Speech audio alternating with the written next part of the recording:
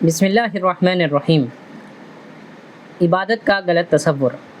آپ اس نوکر کے بارے میں کیا کہیں گے جو مالک کی مقرر کی ہوئی ڈیوٹی پر جانے کے بجائے ہر وقت بس اس کے سامنے ہاتھ باندھے کھڑا رہے اور لاکھوں بار اس کا نام جپتا چلا جائے؟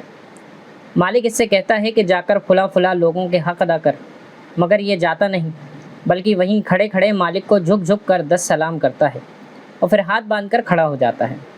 مالک اسے حکم دیتا ہے کہ جا فلاں خرابیوں کو مٹا دے، مگر وہ 1 انچ وہاں سے نہیں ہٹتا اور سجدے کیے چلا جاتا ہے۔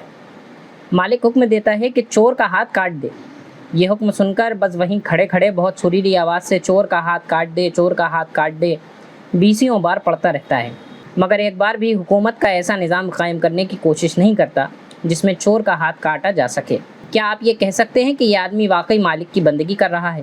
اگر آپ کا کوئی نوکر یہ طریقہ اپنائے تو میں جانتا ہوں کہ آپ اسے کیا کہیں گے، مگر حیرت آپ پر کہ خدا کا جو نوکر ایسا کرتا ہے آپ اسے بڑا عبادت گزار کہتے ہیں۔ یہ ظالم صبح سے شام تک خدا جانے کتنی بار قرآن شریف میں خدا کے حکموں کو پڑھتا ہے، مگر ان حکموں کو پورا کرنے کے لیے اپنی جگہ سے ہلتا تک نہیں، بلکہ نفل پر نفل پڑھے جاتا ہے۔ 1000 دانہ تسبیح پر خدا کا نام جپتا ہے اور سریلی آواز میں قرآن کی تلاوت کرتا رہتا ہے۔ آپ اس کی یہ حرکت دیکھتے ہیں اور کہتے ہیں کہ کیسا زاہد ہے، کیسا عابد بندہ ہے۔ یہ غلط فہمی صرف اس وجہ سے ہے کہ آپ عبادت کا صحیح مطلب نہیں جانتے۔ ایک اور نوکر ہے جو رات دن ڈیوٹی تو دوسروں کی انجام دیتا ہے، حکم دوسروں کا سنتا ہے اور مانتا ہے، دوسروں کے قانون پر چلتا ہے اور اپنے اصل مالک کے فرمان کی ہر وقت خلاف ورزی کرتا ہے، مگر سلامی کے وقت مالک کے سامنے حاضر ہو جاتا ہے اور زبان سے مالک کا ہی نام جپتا رہتا ہے۔ اگر آپ میں سے کسی شخص کا یہ نوکر طریقہ اپنائے تو آپ کیا کریں گے؟ کیا آپ اس کی سلامی کو اس کے منہ پر نہ دے ماریں گے؟ جب وہ زبان سے آپ کو آقا اور مالک کہے گا تو کیا آپ فوراً یہ جواب نہ دیں گے کہ تو پرلے درجے کا جھوٹا اور بے ایمان ہے، تنخواہ مجھ سے لیتا ہے اور نوکری دوسروں کی کرتا ہے، زبان سے مجھے مالک کہتا ہے اور حقیقت میں غیروں کی خدمت کرتا پھرتا ہے؟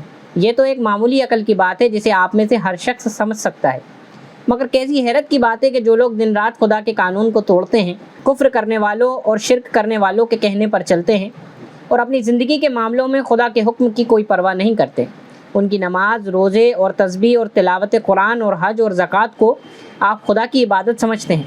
یہ غلط فہمی بھی اسی وجہ سے ہے کہ آپ عبادت کے اصل مطلب کو نہیں جانتے۔ ایک اور نوکر کی مثال لیجئے۔ مالک نے اپنے نوکروں کے لیے جو وردی مقرر کی ہے، نوکر ٹھیک اسی ناپ تول کے ساتھ اس وردی کو پہنتا ہے، بڑے ادب و تعظیم کے ساتھ مالک کی خدمت میں حاضر ہوتا ہے، ہر حکم کو سن کر کہتا ہے کہ آپ کا حکم سر آنکھوں پر، اور یہ بات بھی وہ اس طرح کہتا ہے کہ مانو اس سے بڑھ کر حکم ماننے والا کوئی نوکر نہیں۔ سلامی کے وقت سب سے آگے جا کر کھڑا ہوتا ہے اور مالک کا نام جپنے میں تمام نوکروں سے بازی لے جاتا ہے، مگر دوسری طرف وہی نوکر مالک کے دشمنوں اور باغیوں کی خدمت بجا لاتا ہے، مالک کے خلاف ان کی سازشوں میں حصہ لیتا ہے اور مالک کے نام کو دنیا سے مٹانے میں جو کوشش کرتے ہیں اس میں وہ کمبخت ان کا ساتھ دیتا ہے۔ رات کے اندھیرے میں تو مالک کے گھر میں سیند لگاتا ہے اور صبح بڑے وفادار نوکروں کی طرح ہاتھ باندھ کر مالک کی سیوا میں حاضر ہو جاتا ہے۔ ایسے نوکر کے بارے میں آپ کیا کہیں گے؟ یہی نہ کہ وہ منافق ہے، باغی ہے، نمک حرام ہے، مگر خدا کے جو نوکر ایسے ہیں ان کو آپ کیا کہا کرتے ہیں؟